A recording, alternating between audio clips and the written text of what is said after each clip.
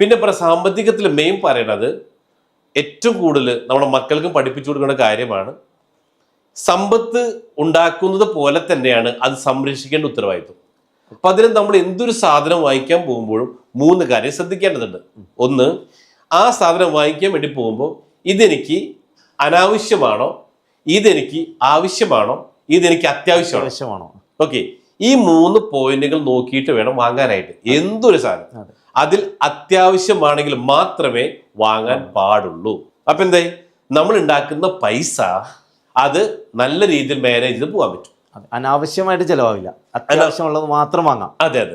അപ്പൊ അനീഷിന്റെ കാര്യത്തിൽ സംഭവിച്ചത്, ഇപ്പൊ ലാസ്റ്റ് വാങ്ങിയ BMW, ഇത് അനീഷ് ആദ്യം വിശ്വസിച്ചില്ല. അപ്പൊ അനീഷോട് ഞാൻ എന്താ പറഞ്ഞേ, ഒരു വിഷൻ ബോർഡ് തയ്യാറാക്ക്.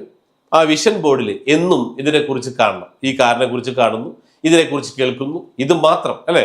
അപ്പൊ അനീഷ് എന്ത് ചെയ്തു, ഒരു വിഷൻ ബോർഡ് തയ്യാറാക്കുന്നു, അതിൽ ആ BMW കാർ വരുന്നു. അപ്പോൾ ഇങ്ങനെ സംഭവിച്ചെങ്ങനെയെന്ന് വെച്ചാൽ, നമ്മുടെ എല്ലാവരും ബ്രെയിനിൽ ഒരു RAS സിസ്റ്റം, ഫുൾ ഫോം പറയുവെച്ചാൽ റെക്ടിക്കുലർ ആക്ടിവേഷൻ സിസ്റ്റം തന്നെ പറയണത്. ഈ സാധനം ഈ നമ്മുടെ ബ്രെയിനിൽ ഒരുപാട് വയറിങ്ങായി ന്യൂറോൺ കണക്റ്റഡ് ആണ്. ഈ ന്യൂറോൺസ് നമ്മൾ എന്ത് കേൾക്കുന്നു, എന്ത് കാണുന്നു, ഇത് പിടിച്ചെടുക്കുന്നു. ഇത് പിടിച്ചെടുത്ത് കഴിഞ്ഞാൽ പിന്നെ നമ്മൾ അതിനെ കാണുന്നു. ഇവന്റെ ഭാഷ എന്ന് വെച്ചാൽ ഇമേജസ് ആണ്. അപ്പൊ അനീഷിന്റെ സ്വപ്നം BMW. അനീഷ് എന്ത് ചെയ്തു, ഒരു ഷോറൂമിൽ പോകുന്നു, BMW കാണുന്നു, ഓടിച്ചു നോക്കുന്നു. അപ്പൊ എന്തായി, ഇത് അനീഷിന്റെ RAS സിസ്റ്റം പിടിച്ചെടുത്തു. പിന്നെ പുറത്തിറങ്ങിയാൽ എന്താ അനീഷ് സംഭവിച്ചേ, കാണുന്നതൊക്കെ അതേ കാറാണ്, കാണുന്നതൊക്കെ അതേ വൈറ്റ് BMW അല്ലെ, അതേ കാർ കാണില്ല.